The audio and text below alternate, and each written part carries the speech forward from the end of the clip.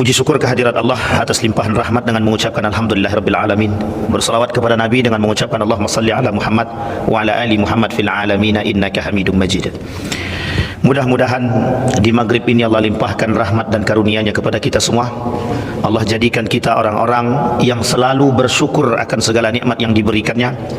Allah istiqamahkan kita dengan nikmat-nikmat yang halal tadi. Allah istiqamahkan kita dalam beribadah kepadanya, dalam ketaatan kepadanya. Allah anugerahkan anak-anak yang saleh dan salihah, anak-anak yang baik, anak-anak yang selalu taat kepada Allah. Mudah-mudahan kita semua yang hadir di malam hari ini istiqamah dalam ketaatan kepada Allah. Amin ya rabbal alamin. Baik Bapak Ibu sekalian yang berbahagia, malam hari ini di masjid ini alhamdulillah salah satu kitab yang berjudul Mauqifus Salaf fil Fitan, fitnah akhir zaman, yang diperbincangkan oleh ulama-ulama salaf. Sebagian besar telah usai kita kaji di sini, alhamdulillahirabbil alamin. Meskipun ada beberapa dalil hadis, tapi rata-rata di antara hadis-hadis tersebut memiliki beberapa kesamaan dengan apa yang telah kita sampaikan.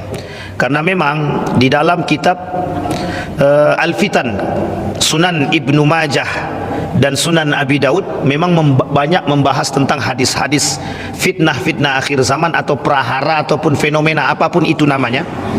Alhamdulillah sebagian besar di masjid ini setelah selesai kita kaji, dan sudah banyak yang kita sampaikan. Hanya saja tergantung maukah kita mengambil pelajaran dan manfaat dari hadis-hadis yang telah disampaikan oleh baginda Nabi Muhammad SAW. Tujuan utamanya adalah mempersiapkan diri dalam menghadapi kedatangan hari kiamat. Itu yang pertama. Yang kedua adalah menjaga keluarga dari fenomena-fenomena yang terjadi, agar kelak keluarga-keluarga kita husnul khatimah, bukan su'ul khatimah. Yang ketiga, sejalan dengan apa yang dikatakan oleh Allah dalam Al-Quran, qu anfusakum wa ahlikum nara.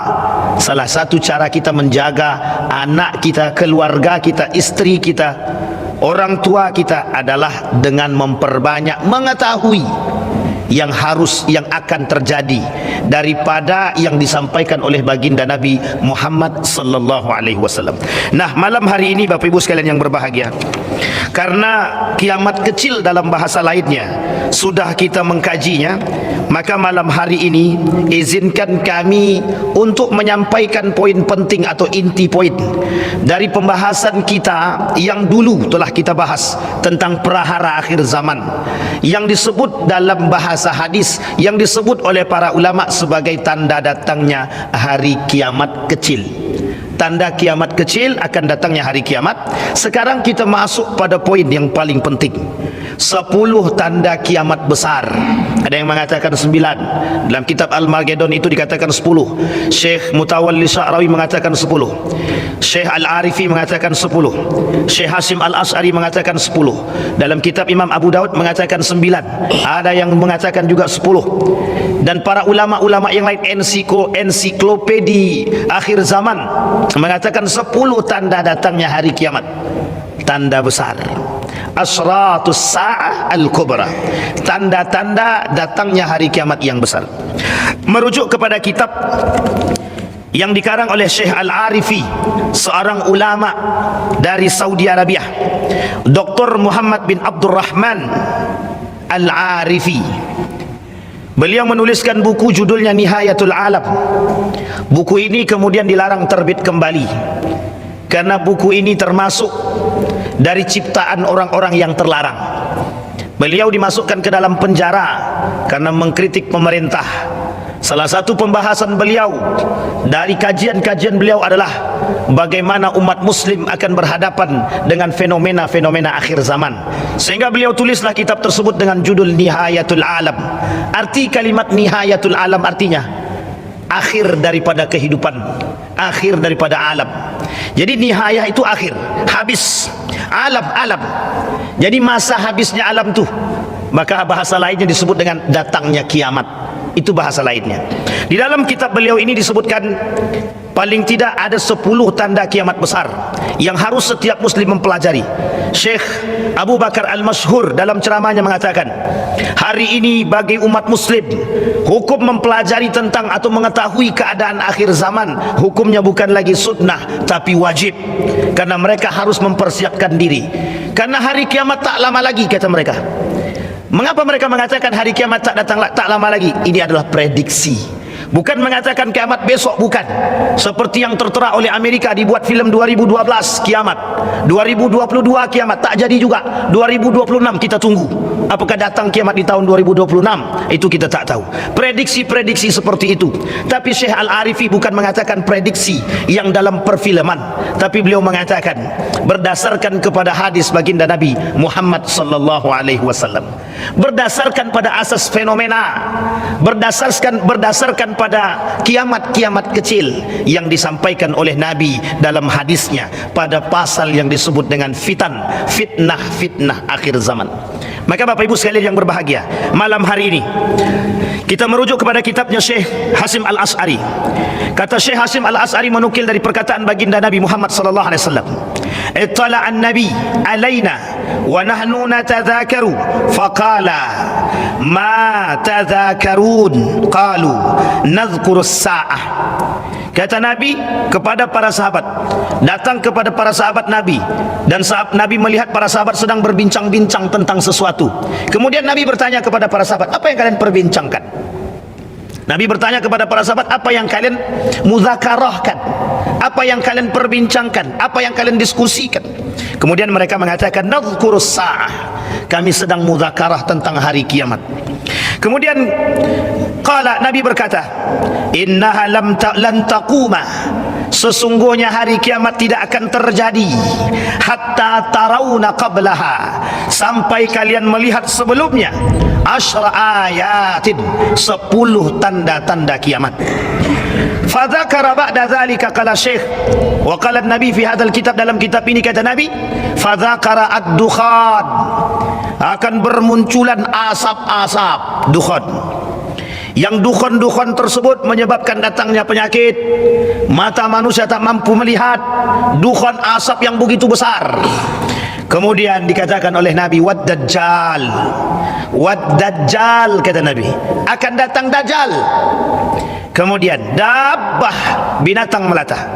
Wa tulu' syamsi min maghribiha, apa artinya? Matahari terbit dari sebelah barat, maghribiha, atau dari sebelah tenggelamnya. Kemudian disebutkan wa nuzul Isa bin Maryam, turunnya Isa bin Maryam.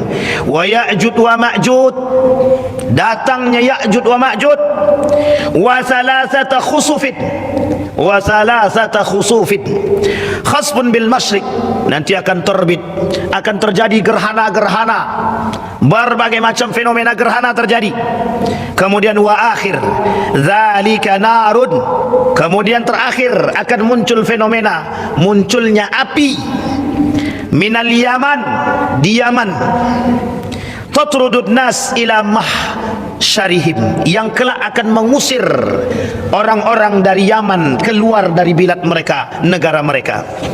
Wa amad dukhan faqad dzakara al-allama al-khazin fi tafsirihi faqala Hudzaif radhiyallahu anhu, ya Rasulullah, ma ad-dukhan, fatala hadhihi al-ayah yauma ya'ti as-sama'u bidukhanin mubin. Kemudian Nabi berkata, sahabat berkata, apa itu yang disebut dengan dukhan? Seperti yang Allah sebutkan di dalam Al-Quran, kata Allah, kelak satu hari nanti akan datang, yauma ya'ti as-sama'u bidukhanin, akan datang langit dipenuhi dengan dukhan mubin, yang nyata, kata Allah. Artinya apa? Perkataan Allah itu pasti akan terjadi, kita hanya tinggal menunggu kedatangannya. Di dalam kitab Syekh Al-Arifi, yang pertama dari tanda 10 kiamat tersebut, nomor 1 adalah, kata Syekh Al-Arifi, Al-Masih Ad-Dajjal. Siapa itu Dajjal? Nah, malam hari ini Bapak Ibu, kita ingin mengkaji tentang Dajjal. Biar Bapak Ibu tahu siapa Dajjal-Dajjal itu, maka malam hari ini akan kita coba mengkaji tentang Dajjal. Biar nanti kalau kita ketemu dengan karakter-karakternya, kita bisa selamat dari orang-orang yang tersebut. Mudah-mudahan mereka bukan Dajjal beneran. Paling tidak bisa kita selamat dari mereka. Baik Bapak Ibu sekalian yang berbahagia. Yang pertama dari fenomena atau dari tanda datangnya hari kiamat besar. Tanda kiamat besar datangnya hari kiamat, yang pertama adalah Dajjal. Apa yang disebut dengan Dajjal? Wa ma huwa Dajjal? Dikatakan oleh Nabi di dalam hadisnya, wa inna Dajjala mamsuhul ain, alaiha zafaratun ghalizah, maktubun baina ainaihi kafir, yaqra'uhu kulla mu'min, katibin wa ghairi katibin. Ini Dajjal secara global. Nanti baru kita bahas secara rinci. Dajjal secara global. Apa kata Nabi Dajjal secara global tadi? Kata Nabi, Dajjal itu mamsuhul ain, mata dia tak ada, hanya satu, yang lain tertutup. Di antara kedua matanya tapi matanya tak nampak tertutup, kecuali yang terang satu saja. Di antara kedua batas mata tadi tertulis besar kafir, yaqra'uhul mu'min, yang kelak orang mukmin bisa baca, katibin am ghaira katibin, sekalipun mereka mukmin beriman taat atau tidak beriman secara taat, mereka bisa membaca kafir. Ma bu'itha nabiyyun ila anzarah ummatahul a'war al-kadzab. Apa kata Nabi dalam hadis yang lain? Tidak diutus seorang nabi pun, melainkan semua nabi yang diutus memberikan peringatan kepada umatnya tentang datangnya Dajjal. Pertanyaannya besar muncul, mengapa semua nabi memperingatkan umatnya tentang Dajjal? Seberapa besar Dajjal tersebut? Seberapa hebat Dajjal tersebut sampai semua nabi harus memberitahu kepada umatnya tentang Dajjal? Itu pertanyaannya. Disampaikan oleh Nabi, Ad-Dajjal a'warul ain al-yusra. Dajjal itu matanya buta sebelah kiri. Jufalu syari ma'hu jannatun wa narun, fanaruhu jannatun wa jannatuhu nar. Dajjal itu buta mata kirinya, banyak rambutnya, dia membawa surga dan neraka. Nerakanya surga, surganya neraka. Jadi penuh dengan tipu daya, kadzab. Dajjal ini pendusta. Kalau Dajjal katakan kau akan kubawa ke dalam surga, berarti dia masuk ke dalam neraka. Kalau Dajjal katakan kau akan kubawa ke dalam neraka, berarti dia akan masuk ke dalam surga. Ini Dajjal, penuh tipu daya. Jadi kalau ada manusia pendusta, Dajjal kah? Itu pandai-pandailah. InsyaAllah bukan. Kita tak boleh katakan. Inni qad haddastukum anid Dajjal hatta khashitu an la ta'qilu. Inna masihat Dajjal rajulun qasir afhaj ja'dun a'war mat'musul ain laisa binati'atin wala hajra fa in ulbisa alaikum fa'lamu anna rabbakum laisa bi'awar. Sesungguhnya aku sudah menceritakan kepada kalian tentang Dajjal, tetapi aku masih saja khawatir kalian tidak mengerti akan Dajjal tersebut. Sesungguhnya Al-Masih Dajjal itu laki-laki jelek, pendek, renggang antara dua matanya, dua betisnya, pendek keriting, buta sebelahnya, dan terhapus matanya, tidak tinggi, tidak berlubang pada matanya yang terhapus. Jika dia itu tersamarkan atas kalian, maka ketahuilah sesungguhnya Nabi Muhammad tidak buta, sesungguhnya Allah tidak buta. Artinya apa?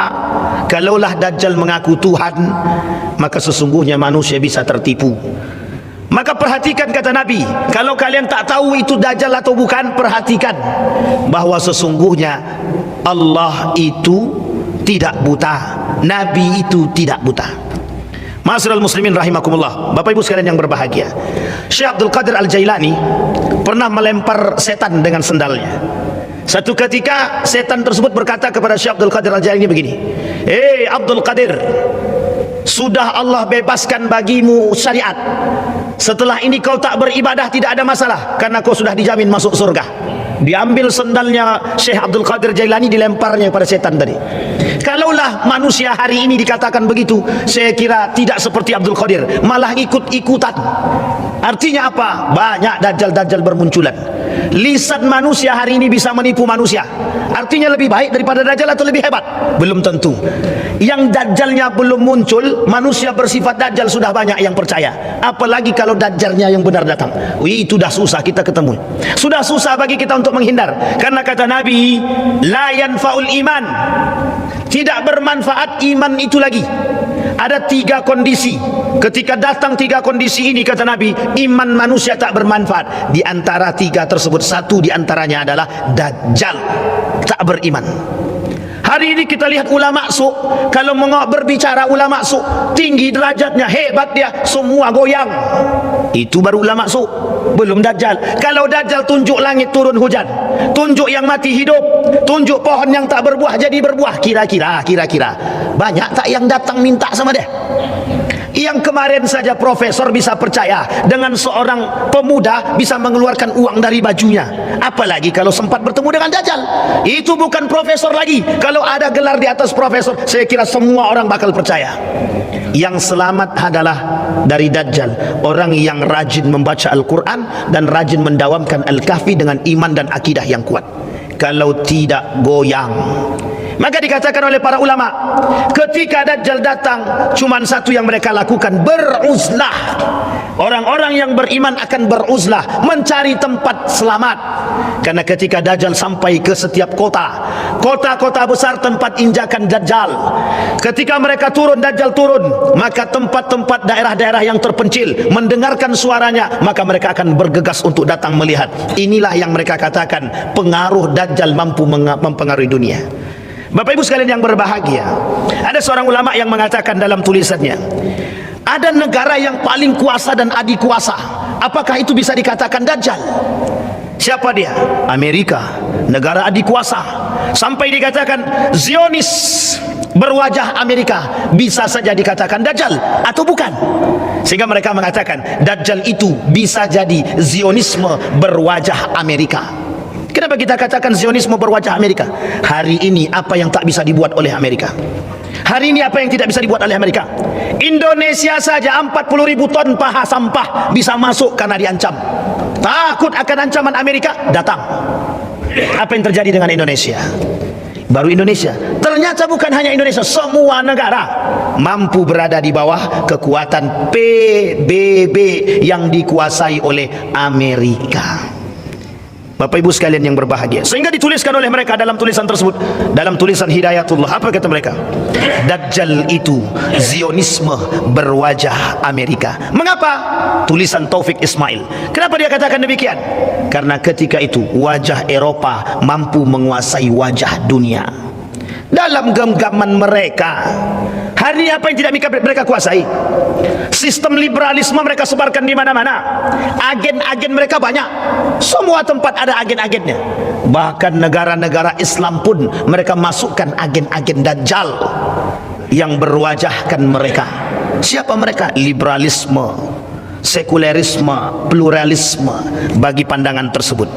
IMF, International Monetary Fund, itu juga mungkin bisa disebut dengan dajjal. Bayangkan ciptaan Amerika yang dikuasai, yang bisa mampu menguasai perekonomian dunia. Siapapun diberikan pinjaman, yang tak sanggup mengembalikan pinjaman, kembalikan 2 kali lipat. Tak sanggup mengembalikan 2 kali lipat, negara kami pegang. Bangga pula kita minjam ke sana. Bayangkan Bapak Ibu, kasus BLBI adalah kasus yang menyakitkan sampai hari ini kita terima Bapak Ibu. Sampai hari ini hutang kita tak akan selesai. Kenapa demikian? Karena itulah yang terjadi Bapak Ibu, karena sudah salah langkah. Baik Bapak Ibu sekalian yang berbahagia, kembali kepada poin dajjal tadi Bapak Ibu. Nah kemudian Bapak Ibu sekalian yang berbahagia, itu adalah karakter-karakter dajjal yang disampaikan oleh Nabi dalam hadisnya. Kemudian Nabi berkata, andai kata dajjal itu muncul di hadapan kalian, kata Nabi, maka iman kalian tidak akan mampu bertahan. Kalian akan tergoda akan kehebatan dajjal, kata. Kenapa dikatakan demikian? Kehebatan dajjal bisa mempengaruhi. Karena ketika dajjal menunjuk langit bisa langsung turun hujan. Hari ini manusia banyak yang berharap seperti itu. Ketika ada manusia mampu berjalan di atas air, mereka katakan, wow, Ketika ada manusia memiliki keajaiban dan kehebatan, tak sedikit manusia yang terpengaruh.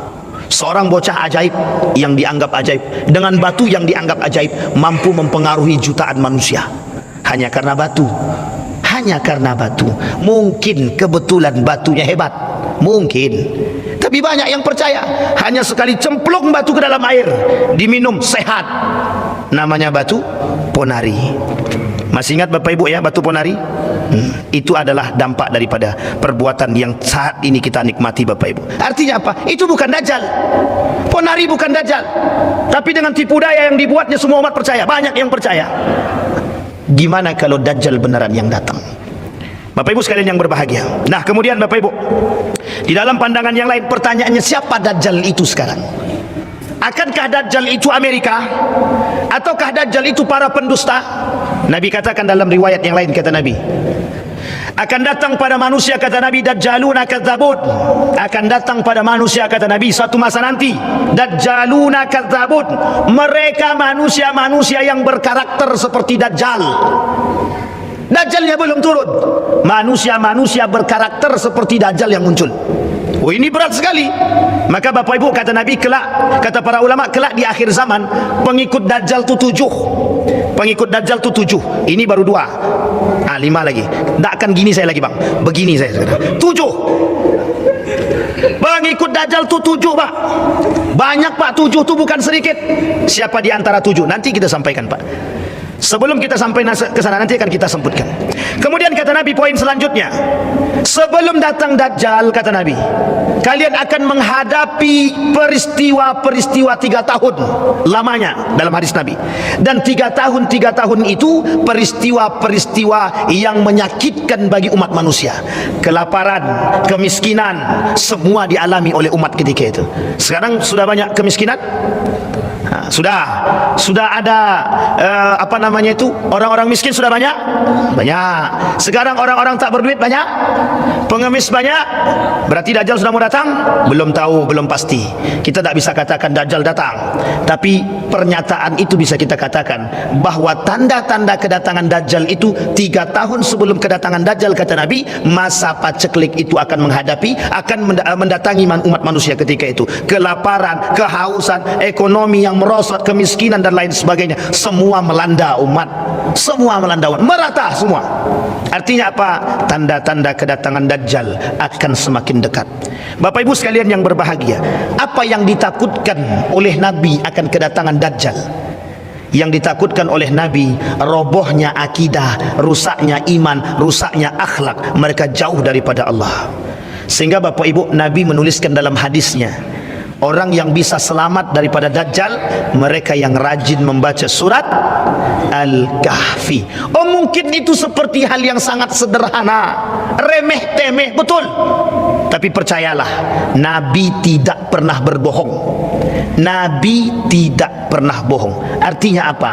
Itu pasti akan terjadi. Orang yang kuat imannya, orang yang kuat akidahnya, kalau tidak dibarengi seperti apa yang dikatakan oleh baginda Nabi Muhammad SAW, goyang. Orang berilmu ketika itu banyak, yang beriman sedikit. Sehingga yang pengikut Dajjal bukan orang-orang yang biasa, bukan orang-orang bodoh. Pengikut Dajjal orang-orang yang berilmu. Pengikut Dajjal orang-orang yang mengerti. Tapi mengapa mereka tertipu? Karena mengikuti dengan hawa nafsu, bukan dengan iman. Jangankan nanti, sekarang saja orang berilmu tak beriman banyak. Berilmu dia, tinggi ilmunya, bergelar dia, tapi mohon maaf, justru menjerumuskan mereka dalam kebodohan. Pintar tapi bodoh, itu yang kita tak paham hari ini. Ada orang pintar tapi bodoh, ada orang bodoh tapi pintar. Yang kita inginkan pintar benaran, bukan bodoh benaran. Yang kita inginkan adalah pintar benaran, pintar dengan iman. Karena yang diharapkan oleh Allah adalah orang itu pintar dengan iman, bukan pintar dengan tanpa iman. Baik Bapak Ibu sekalian yang berbahagia, itu poin yang kedua. Apa poin yang kedua tadi? Nabi sampaikan.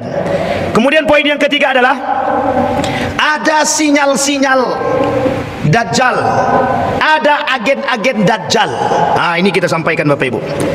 Dalam kitab Syababul muslimina fi ahdi dajjal ghahar mustaq. Kata beliau, ada agen-agen dajjal pada masa dajjal nanti, dan sebelum masa dajjal pun sudah ada agen-agen dajjal. Disampaikan oleh beliau, apa agen dajjal itu? Yang pertama, agen-agen dajjal tersebut adalah media. Apa Bapak Ibu? Media. Apa maksudnya media? Sinyal dajjal di era digital. Wah, ini mantap ini Bapak Ibu.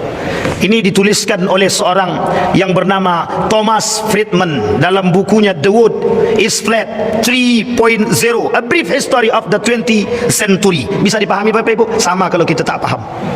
Artinya apa? Kata beliau, akan muncul pada masa itu kehancuran bumi yang disebabkan pengaruh media yang begitu besar.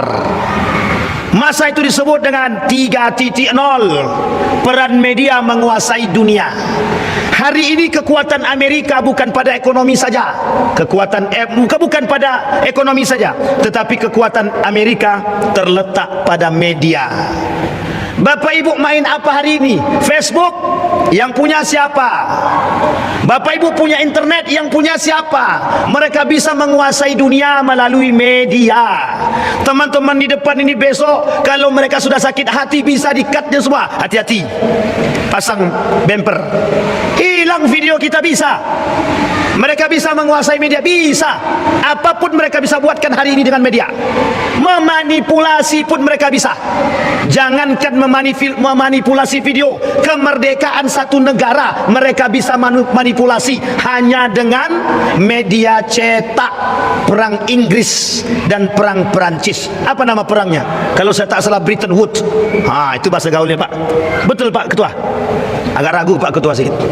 Perang Inggris Perancis, tujuan Amerika ingin menguasai emas. Yang menang siapa, yang kalah siapa? Inggris kalah, Perancis menang. Yang disebarkan oleh Amerika melalui media cetak. Yang menang Inggris, yang kalah Perancis. Akhirnya apa? Para investor di negara Perancis angkat kaki. Apa yang terjadi? Krisis moneter terjadi di negara Perancis. Mereka jual aset-aset emas, ditampung oleh Amerika hanya karena media cetak. Hari ini dengan media apa? Bukan cetak lagi kita main Pak, media online. Orang pinjam uang, apa namanya itu? Bukan, apa online? Bukan judi online, pinjam uang online itu apa namanya? Pinjam online hari ini. Tak sanggup bayar, tak tahu dari mana data kita. Dibuatnya gambar tak berbaju atau telanjang lebih tepatnya, disebarkannya di Facebook, di WhatsApp. Pertanyaannya, dari mana data kita mereka dapat? Dari mana foto kita dapat? Uniknya, mereka bisa sebarkan kemanapun. Bayangkan Bapak Ibu penguasaan mereka terhadap media hari ini, digitalisasi hari ini. Mereka punya peran, betul. Memang mereka yang punya peran. Kita menikmati peran tersebut. Coba Bapak Ibu bayangkan, orang-orang dengan media, mohon maaf. Jepang dengan media, teknologi canggih tapi memiliki perkembangan. Cina dengan teknologi canggih memiliki perkembangan. Amerika dengan teknologi canggih memiliki perkembangan. Indonesia ada teknologi canggih digunakan untuk meretas video porno. Coba Bapak Ibu bayangkan. Saya ngajar Bapak Ibu dalam satu kelas itu 17 orang. Saya tanya sama mereka, Anda punya HP? Punya. Siapa di antara Anda yang hari ini tidak punya HP? Tidak ada yang bisa jawab, semuanya punya. Saya kasih tugas bagi mereka Bapak Ibu, cari di antara 5.000 mahasiswa yang ada di universitas tersebut, cari satu orang saja yang tidak punya HP. Itu pertama. Yang kedua, cari di antara mereka yang punya HP itu yang tidak punya internet. Yang ketiga, cari di antara mereka yang tidak punya media atau sosial media. Cuman 3 itu saya kasih tugasnya Bapak Ibu. Insya Allah pekan depan kami ketemu. Kita lihat apa hasilnya. Tapi dari 17 orang tadi Bapak Ibu kita tanya, semua punya HP? Punya. Sekarang pertanyaannya, dari HP yang Anda miliki hari ini, berapa banyak yang Anda gunakan untuk membaca Al-Quran? Boro-boro baca Quran Pak, aplikasinya aja kami tak punya. 1. Berapa banyak waktu Anda habiskan dengan HP? 24 jam kata mereka. Berapa banyak waktu yang Anda habiskan untuk membaca e-book, buku-buku elektronik yang ada di dalam HP? Apa jawaban mereka? Boro-boro Pak, download aja tak pernah. Coba Bapak Ibu bayangkan, itu anak zaman sekarang yang mereka katakan Gen Z, apa? Gen Z. Awak tak paham pula itu kan. Gen Z, generasi Z. Besok akan muncul generasi Alpha, balik lagi generasi B, C, D sampai Z. Begitu terus menerus. Bayangkan Bapak Ibu, hari ini kita 17 orang, di antara 17 orang mahasiswa, saya tanya, Muslim, solat subuhkah kalian? Dari 17 yang solat cuma satu. Dari 17 orang yang solat subuh cuma satu orang. Dari 17 orang tadi, yang tadi solat zuhur berapa orang? Cuma 5 orang. Yang tidak solat asar siapa? Semua angkat tangan. Pertanyaannya adalah, kok bisa mereka tidak solat? Kalau kita kembalikan kepada poin Dajjal tadi, kira-kira orang seperti ini kelak kalau bertemu dengan Dajjal selamat atau tak selamat? Ini pertanyaan penting, Pak. Bisa Bapak Ibu kembalikan kepada anak-anak kita. Tengok ke rumah, lihat anak-anak kita. Bisakah mereka selamat dengan Dajjal atau tidak kalau mereka bertemu dengan Dajjal? Artinya apa? 17 orang. Kemarin sebelumnya saya mengajar juga 3 kelas. Di antara 3 kelas jumlahnya sekitar 90 lebih, hampir 100. Saya tanya, yang bisa Al-Fatihah tak lebih dari 20 orang. Baru Al-Fatihah. Yang lainnya tidak bisa baca Quran. Yang lainnya tak bisa baca Quran. Itu kalau kita pakai model penelitian, itu semuanya fal. Gagal semua itu. Pertanyaannya adalah kampusnya negeri. Kampus, bukan kampus negeri, kampusnya Islam. Loh, pertanyaannya kok bisa? Apa yang menyebabkan mereka demikian? Perhatian yang mereka terima kurang. Ketegasan yang mereka punya, mereka harapkan kurang. Akhirnya apa? Kita tak punya generasi yang berani, kita tak punya generasi yang tegas. Satu. Yang kedua, apa kaitannya dengan Dajjal? Kalaulah kita berbicara tentang salah satu agen atau sinyal Dajjal itu adalah media. Media, kalau kita katakan demikian, berapa kuat media mempengaruhi anak-anak muda hari ini? Kita tanya, dari 17 orang tadi, apa yang kalian buka dari HP kalian? Facebook, TikTok, Instagram. Bayangkan media, bayangkan sosial media, bayangkan HP mampu membuat anak-anak muda hari ini gila. Dipasangnya foto, video mereka joget di tengah jalan. Kadang yang lebih parah daripada itu adalah di mall mereka joget, tidak tahu malu. Kadang tak pakai celana, kadang cuma nampak pahanya saja, kadang nampak keteknya. Ya kalau sudah mandi, kalau belum mandi kan semua tercium bau busuknya. Itu mereka pede joget di depan umum. Artinya apa? Dengan media urat malu pun bisa hilang. Apa kata Dajjal? Kalaulah kita katakan media adalah sinyal Dajjal, kalau kita katakan media adalah agennya Dajjal, artinya apa? Pengaruh media terhadap manusia hari ini sangat-sangat besar. Ulama berkata, apa kata para ulama? Perkembangan zaman tidak bisa kita hindari. Betul, kita tak bisa menghindari teknologi, tak bisa. Pertanyaannya adalah bagaimana sikap kita terhadap teknologi tersebut. Sehingga para ulama mengatakan kita harus mengambil manfaatnya. Betul, perkataan yang tepat. Masalahnya hari ini lebih banyak mengambil manfaat atau mudarat. Itu pertanyaan kita hari ini.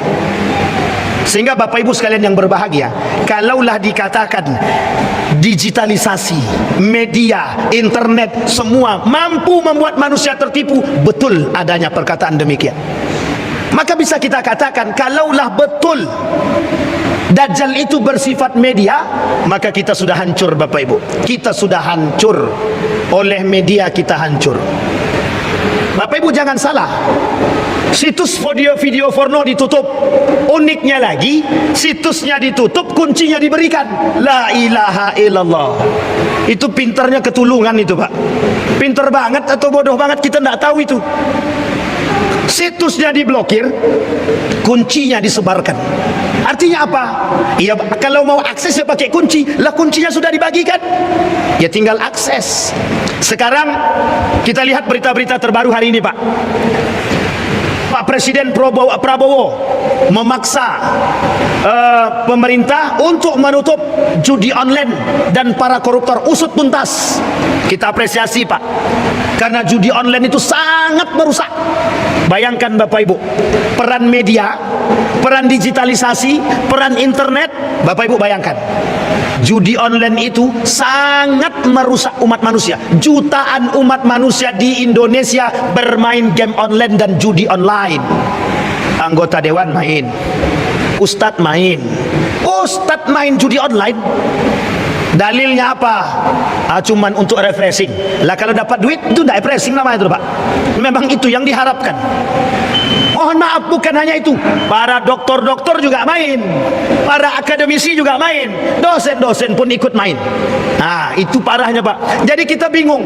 Nah, jangan main judi online. Bapak tengok tuh, itu dosen tuh di universitas tertentu main judi dia. Apa nak cakap lagi? Bingung kita, Pak. Generasi hari ini dikuasai oleh media. Generasi hari ini dikuasai oleh media. Andai kata mereka benaran Dajjal, maka kita sudah habis. Tapi Dajjal bukan seperti itu. Bukan Dajjal seperti itu. Artinya apa? Kata Nabi, sebelum Dajjal datang akan bermunculan karakter-karakter Dajjal. Bisa jadi kita sebutkan pelaku media, pelaku kekuasaan, pengkhianat, pendusta. Mereka semua adalah penganut karakter-karakter Dajjal. Bayangkan Bapak Ibu, saya tanya langsung sama mahasiswa. Andai kata Anda yang 17 orang ini tidak ada internet di HP Anda, kira-kira bagaimana pendapat Anda? Stres kami, Pak, kata dia. Itu jawaban spontan mahasiswa hari ini. Stres kami, Pak, kalau kami tak punya. Coba tanya sama abang-abang kita yang di depan nih.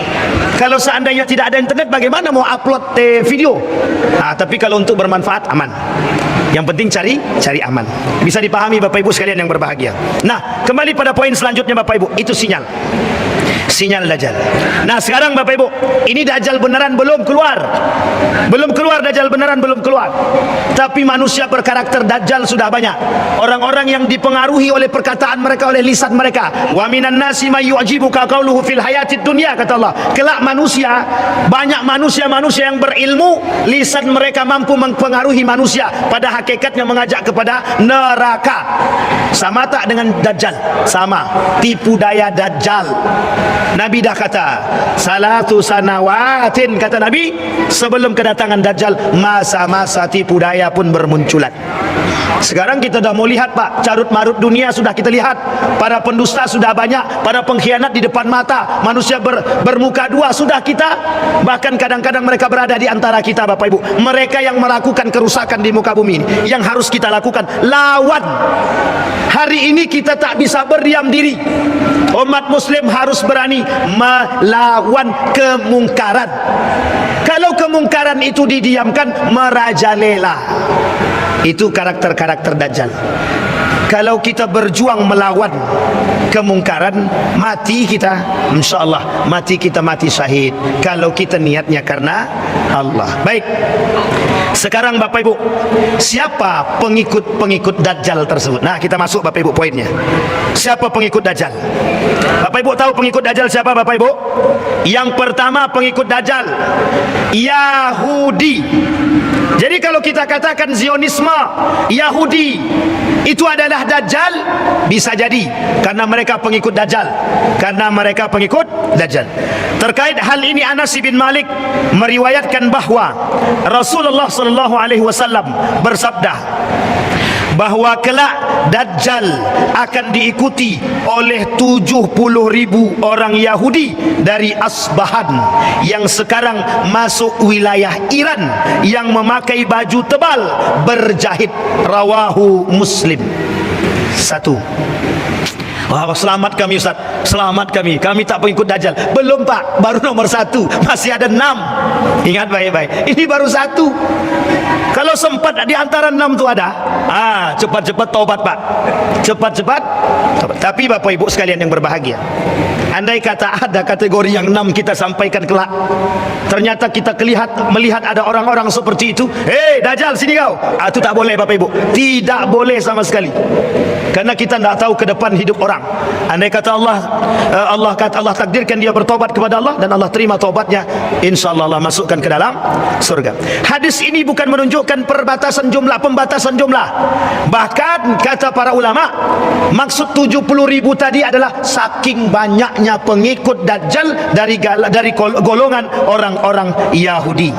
Jika di Asbahan saja pengikutnya sebanyak itu, apa tak lagi di wilayah-wilayah lain yang kelak mereka terjual yang kelak mereka mampu tertipu dengan kehebatan-kehebatan Dajjal.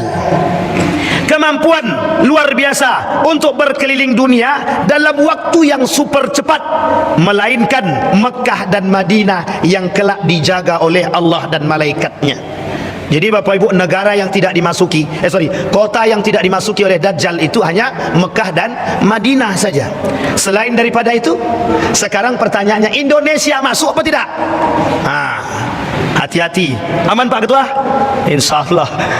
Bapak Ibu berdoa, maka rutinkanlah membaca surat Al-Kahfi, biar kita ini bisa selamat dari pengaruh dan tipu daya Dajjal.